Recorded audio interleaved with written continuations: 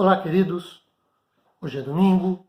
Sejam bem-vindos a mais um momento onde nós podemos trabalhar algumas questões bíblicas.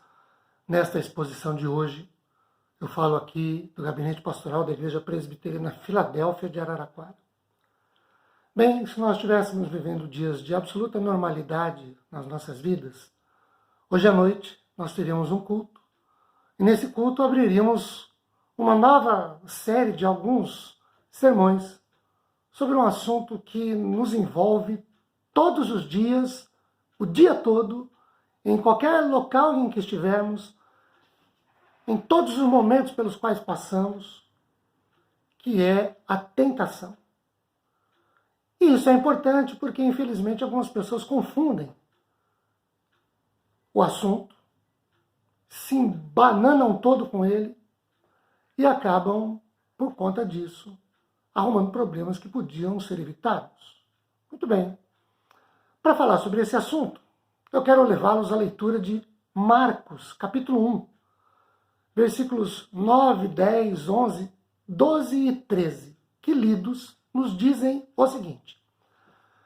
Verso 9. Naqueles dias, veio Jesus de Nazaré da Galileia e por João foi batizado no Rio Jordão.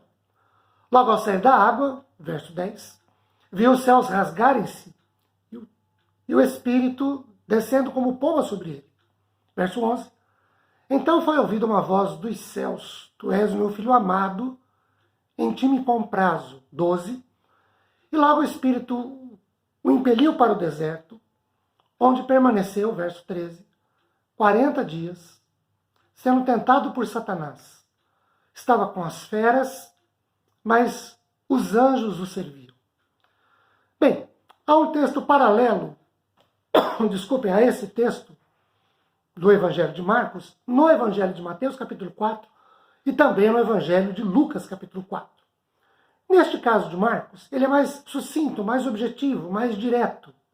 Ele não entra em pormenores. Mas percebe-se pela leitura de Marcos, e aí se nós formos consultar as leituras de Mateus e Lucas, que Jesus sofreu, à luz da Bíblia também, enquanto nos Evangelhos, Jesus sofreu todo tipo de assédio do diabo, todas as tentações na carne, segundo Hebreus capítulo 2, versículo 18, e o capítulo 4, versículo 5, Jesus jamais cedeu a qualquer dessas tentações. E isso o qualifica como nosso ajudador nas horas das nossas tentações. Pois assim como ele foi tentado, nós também o somos, e assim como ele venceu, nós podemos e devemos vencer em Cristo e por Cristo as nossas tentações. Mas existem alguns princípios que precisam ser observados a respeito das tentações a que nós somos expostos, e aqui eu quero destacar pelo menos 3 delas, que nos ajudarão a vencer as nossas tentações.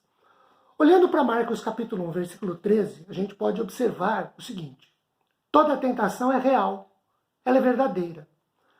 Vejam, queridos, nenhuma tentação é fruto da nossa imaginação ou da nossa pequena fé. Não é um simples teste, mas é uma armadilha muito bem elaborada, tramada, ardilosamente preparada pelo diabo com o único propósito de nos derrubar, de nos prostrar como vencidos, de nos fazer andar cabisbaixos pelo sentimento de culpa, de incapacidade e de nos levar a desviar da fé em Jesus. Algumas questões sobre isso, então.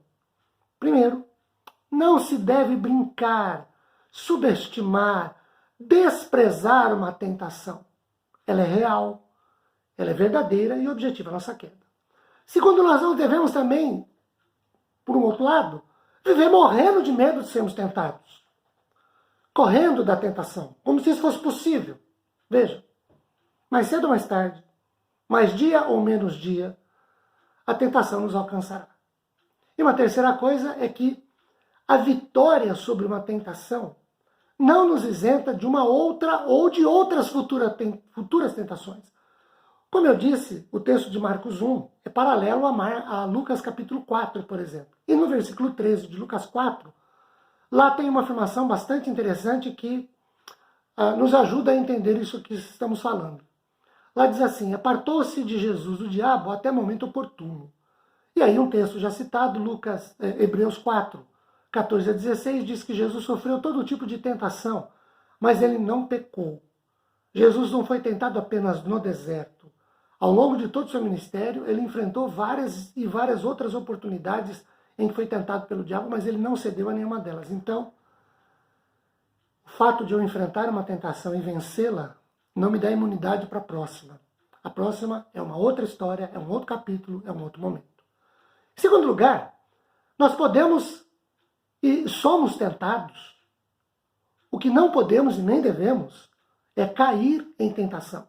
Lembram da oração que Jesus nos ensinou, do Pai Nosso? Não nos deixes cair em tentação? Pois é. Ainda que não seja lá uma novidade para muitos, vale ressaltar que a tentação ela não é o pecado nem a queda em si. Também não significa falta de espiritualidade. Cair é que é o problema. Jesus foi tentado, mas nem por isso deixou de ser espiritual. Jesus foi tentado, mas ele não pecou e nem caiu com isso e por isso. Há uma frase muito popular que eu entendo que cabe aqui, que é a seguinte: nós não podemos impedir que um passarinho voe sobre a nossa cabeça, mas é a nossa obrigação impedir que ele faça ninho nela, ou, pegando o gancho da tentação, não podemos impedir que sejamos tentados. Isso é absolutamente impossível, impedir que sejamos tentados. Mas é nossa obrigação não ceder a ela, não cair em tentação. Isso é possível. Terceiro, a tentação é uma proposição, ela não é uma imposição. Vejam, pecar, cair, não é algo imposto, é optativo. O que significa dizer que se eu recorrer humildemente a Jesus, dependendo piedosamente dele, e com o auxílio intercessório do Espírito Santo, eu posso não ceder àquela tentação. Eu posso não cair naquela tentação. Afinal, ninguém é obrigado a pecar quando é tentado. Eu tenho dois textos que eu quero destacar para consubstanciar isso que nós estamos afirmando aqui. O primeiro está em Gênesis capítulo 3, versículo 7.